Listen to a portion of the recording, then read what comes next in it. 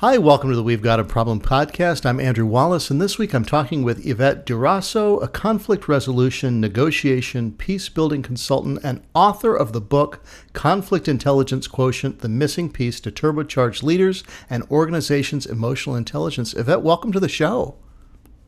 Thank you, Andrew, for inviting me. Absolutely. Absolutely. I think so. I look at conflict as something that's around us kind of all the time, and more people are having trouble kind of coming together to move past conflict. In this kind of polarized political world, certainly in interpersonal relationships, we're having trouble just talking on the same level, just communicating. And many people are going, I don't even talk to my aunt anymore because she's one political side of the aisle and I'm the other, and we can't get past it, and we can't see eye to eye, and we can't be together. So fine. And people have just thrown up their hands, but you can't do that in business. And I'm not even sure you should be doing it in your personal life. But how did you come to write a book about conflict intelligence? Well, let me start by saying that when I finished my bachelor's degree some time ago, I started working for nonprofit organizations. I don't want to age myself, right? Right, of course, ago. No need. Yeah, so basically I started working for nonprofit organizations because I really wanted to help them in the community.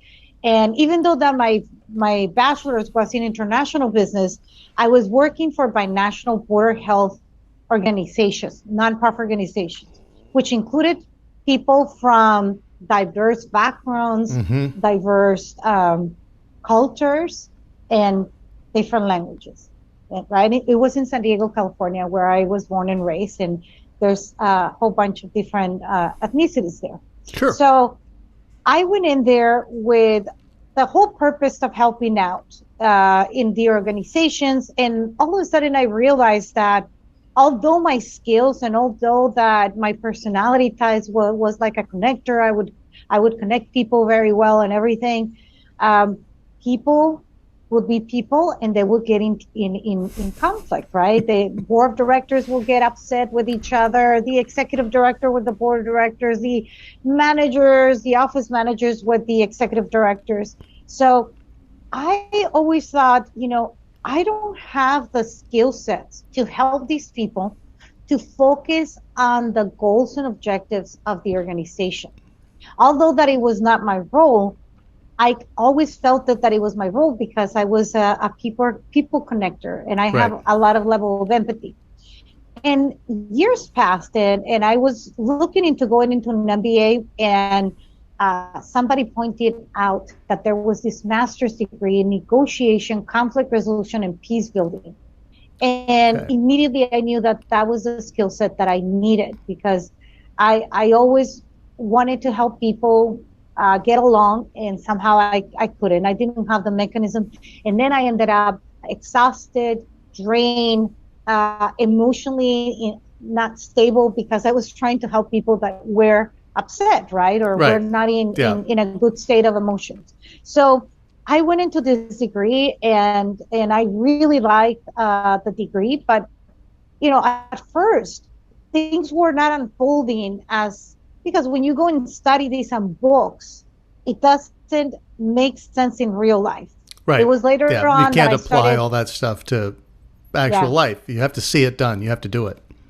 Exactly. So things started unfolding, and I started making the connections. And then I started working with individuals in organizations, nonprofit organizations, and I would work with them with what I was having, with the skill sets as a mediator, conflict resolution person. And then I also went and did a credential coaching program. So I put all of that together, and I was just building my toolkit, and I would go to any training that had anything to do with resolving conflict with people.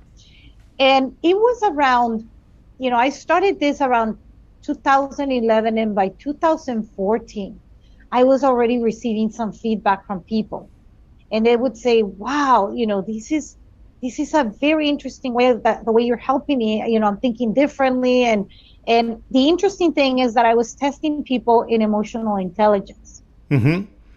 And I would have some people that were very strong in emotional intelligence, but they were having issues still with conflict. Well, part of my question is, how does emotional intelligence combine with what you call conflict intelligence, right? I imagine, I would think, just in my ignorance, that being emotionally intelligent would reduce the probability of being in conflict, because you're understanding what and how other people are motivated, and how they're interacting, and you have a more broad picture. Should have a leg up. Why don't you? Well, the emotional intelligence, to put it in a simple process, it has four legs. It is how to figure out what type of emotions you have, Mm-hmm. right? To name them, how to regulate them. Then the other part is the social, right? It is how can you read people's emotions? How can you read a room? And then how do you work relationship wise, right? Right.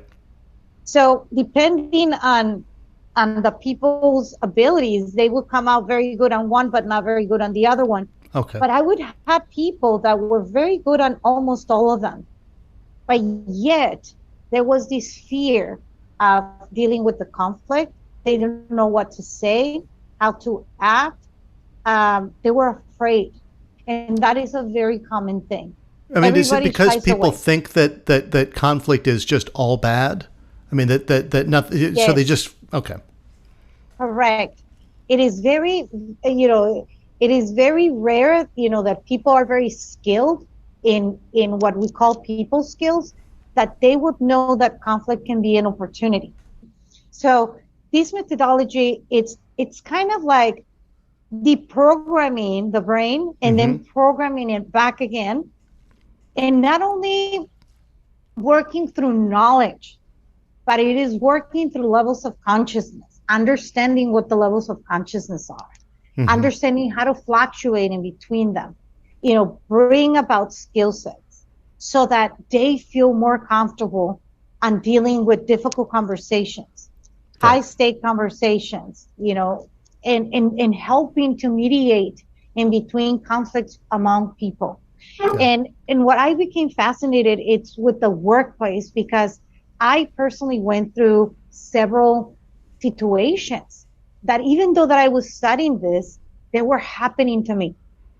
And I always thought, even as hard as they were, I always thought that I was dealing with them because at the end, that was going to be helpful, right. for me to help people that were dealing with bullying, cliques, sure. and micromanagers in situations like that.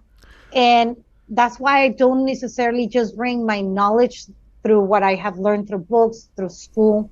I always bring my experience with it. And then the realization that when I was helping people, I ended up with this process or this methodology to help people to become more aware in how to deal with things.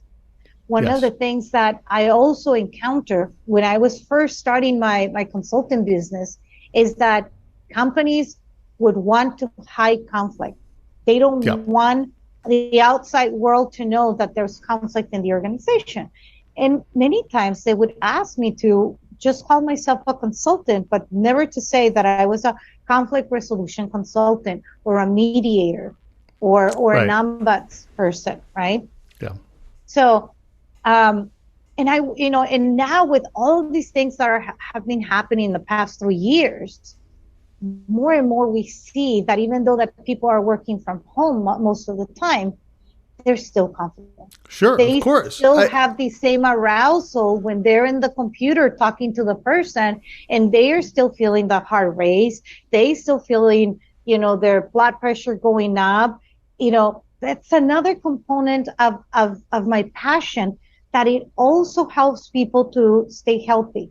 Right. And it also saves a lot of money to companies in so many different ways. Of course it does. I saw, you said on your website that something like 65% or more of performance problems result from strained relationships between employees, right? So, and not from deficits in their skill or motivation. I mean, that's, I would believe that. I would completely believe that is the issue so often, or a predominant issue in getting people to work together, to be productive, all those things. When you go, well, Steve is kind of a dick, so he's going to be a while, and he takes all this time, and I gotta walk on eggshells when I'm around him, and we've got this thing. He always misunderstands what I'm trying to say, so I delay bringing something to Steve that if I told him earlier, we could have dealt with this, and we could have moved faster, and all those kinds of things that just make that grease the wheels, so to speak. Talk to me a little bit more about that. I mean, why do we have these kinds of conflicts at work? Why? I mean, I think motivation does suffer when relationships are strained, right? That you kind of, okay, this is not, I have a bad relationship with my boss or my colleagues or whatever, that you just stop pushing as hard. You stop doing the I don't know, being as engaged.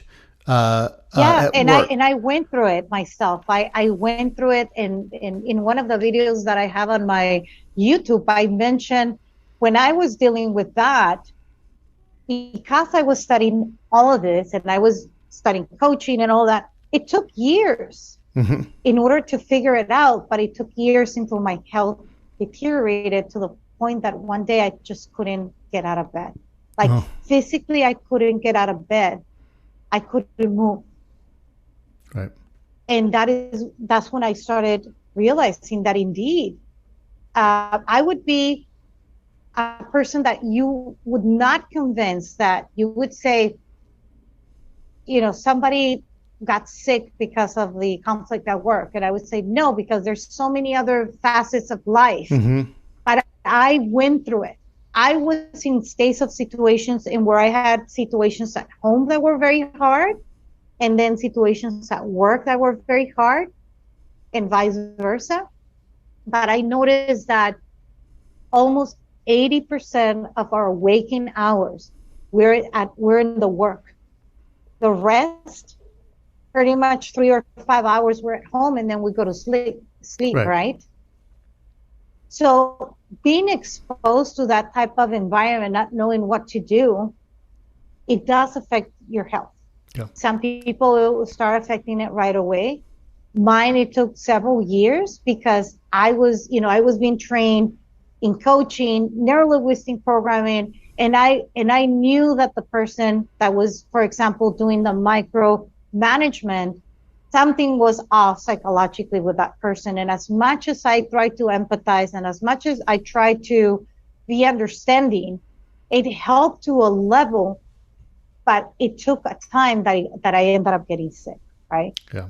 So definitely, I went through the whole process myself. I was supposed to be at work 7.5 hours of work, minus 30 minutes for lunch, right? And trust me, that when I was there, I couldn't concentrate. I was trying to figure out where could I look for another job. Yeah. And I was trying to avoid the people that were affecting me, right? I suppose the question is then, what do we do? What's the right way to incorporate conflict intelligence into a company's culture? It seems to me that so much of this is, it's an oversimplification, but to say somebody said something, did something, somebody else was hurt by it, and they're not talking, or that you go, well, so just getting people to talk, okay, fine, easier said than done. There's a lot of how we communicate, how we deal with each other, and whether we trust each other, which seems like kind of a foundational, yes. Something crucial is that we trust and build trust. But how do we do that? What's your secret? Well, we have these build system designs inside organizations that are not humanistic, that are pretty much protecting the organization. Labor relations, the unions, even though the unions are there for people, they're constantly fighting, right? Right. They're constantly fighting. You have the employer relations, the equal opportunity department, then the HR. But all of those involve formal processes that go hand in hand through the legal system that the organization has, the legal counsel, right? Mm-hmm. And it seems that at this time that we have so much chaos with everything that has been going on, right? We have everything with the pandemic, everything with the diversity, equity, and inclusion, that more and more organizations are seeing that there is not enough with what they have. Mm-hmm. And I wish that organizations will open up to bring in conflict systems design to be embedded inside the organization so that it doesn't get to the formal complaints. It doesn't get to a place where it can become a legal situation. Because in all of those formal processes, it could take up to 90 days even to investigate a situation. Of course. 90 days.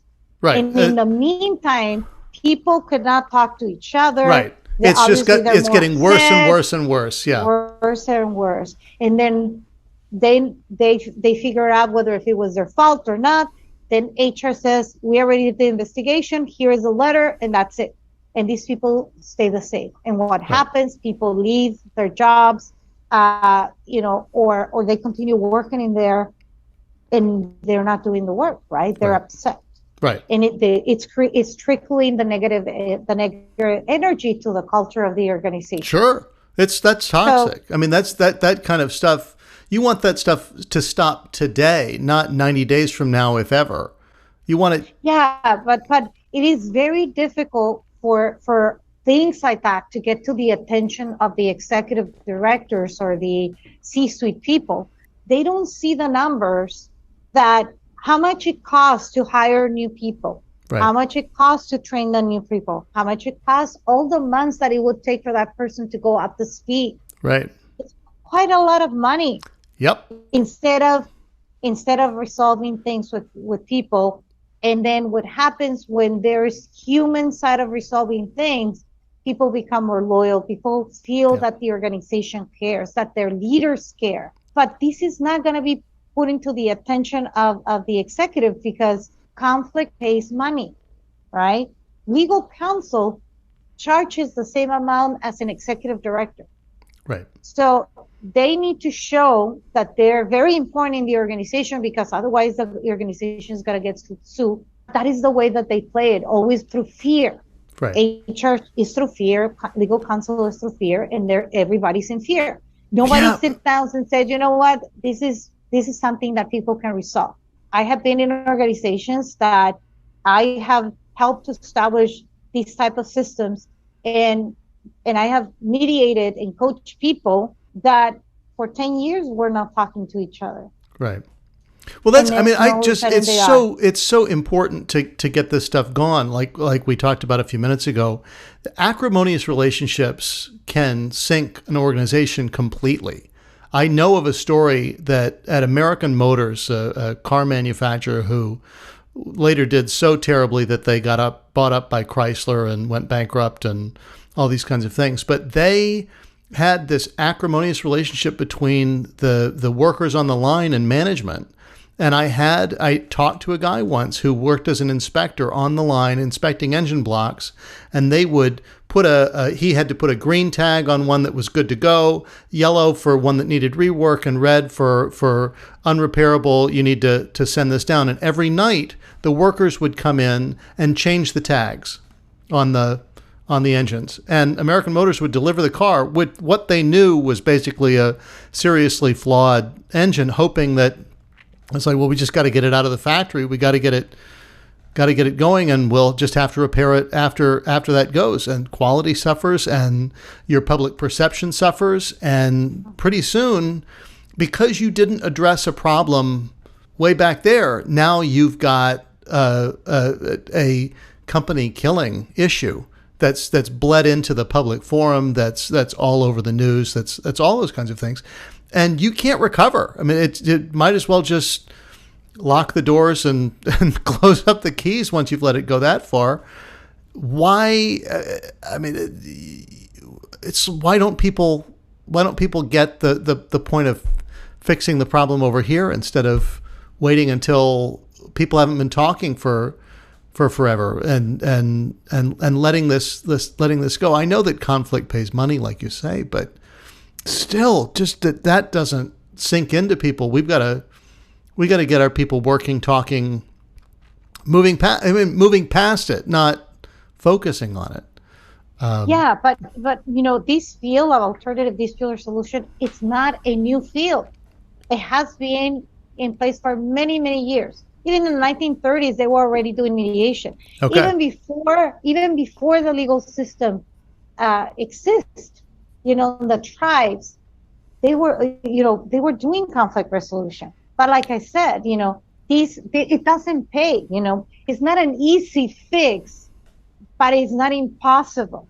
Right. And the great thing is that now we have this ability to have these podcasts and people to hear other conflict resolution experts and specialists, that this field exists, that there are ways to really work things out.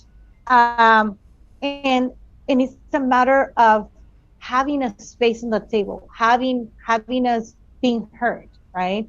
Mm-hmm. So that companies know that we exist, right? Yes. So that is where it gets tough, but not impossible. I think that little by little we're evolving here. Well, yeah. It seems like if we were just a little bit better at effectively communicating, a lot of this stuff could be short-circuited, right? We wouldn't even be in mediation if we were able to effectively communicate. And that's part of the question is, how can we short-circuit some of these kinds of things? How do we not get here in the first place? Well, the thing is that we either have to start from the elementary school and start teaching our kids how to resolve conflict. And that means to be more human, have more empathy, have more tolerance, be able to be kind to others, right? Yeah, less black and white thinking, for sure. Exactly. So if we were to start it from kinder all the way to high school, I think that we will have a totally different world. But what happens is that, again, conflict pays, and everything that we see in the media, it's everybody fighting with each other. Right. The reality shows are all about people fighting with each other, a whole bunch of drama, and the ratings go up, right? Yes. We have sports. The sports people, what is it that people like, when sport people are fighting with each other and things like that. So we really need to make a very conscious awareness about what is it that it cut our attention, right? And how is it that it cuts our attention, and how we are also part of the problem, and we have to be part of the solution as a whole, right? Yeah, we need to refocus our priorities a little bit. How can we put some of those skills to work in our daily lives? I mean, how can we, in a sense, be better people and just be happier? I think without letting ourselves be drawn into these kinds of conflicts, short-circuiting it, stopping it before it's a problem. Is it just awareness? Do we just need to be aware that it's starting to happen? And it's because everything plays the role of everything else. 15, 20 years ago, McKinsey and Company, which is one of the big companies that do research, all of the organizations firmly believe that performance was the number one thing. And everybody's pushing performance everywhere, in schools, work, everywhere that you see, it's all about performance. To the level that people lie just to show that they can perform. Right. In schools, students are lying and being unhealthy in many ways, using drugs, using medication in order to perform well. So we have these entities that are the ones that are leading and guiding certain trends that don't help humanity, right? Right. And for many, many years, these conflict resolution skills was a soft skill. Yeah. And just calling it a soft skill, like it's not important. Right. But now more and more we see that it is an essential skill. And our it is not one skill, but a combination of skills. Becoming conflict intelligence is not it's not one skill, but it's a meta skill, several skills. And then it requires also understanding yourself, your levels of consciousness, reprogramming, skilling you. It's a whole process, right?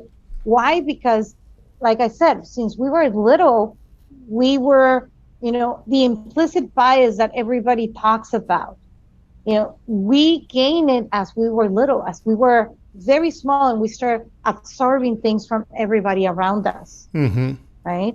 So it is part of the same process with conflict resolution, right? You don't have the skill sets, or you have very outdated skill sets that could work when you were in elementary, middle school, and maybe high school.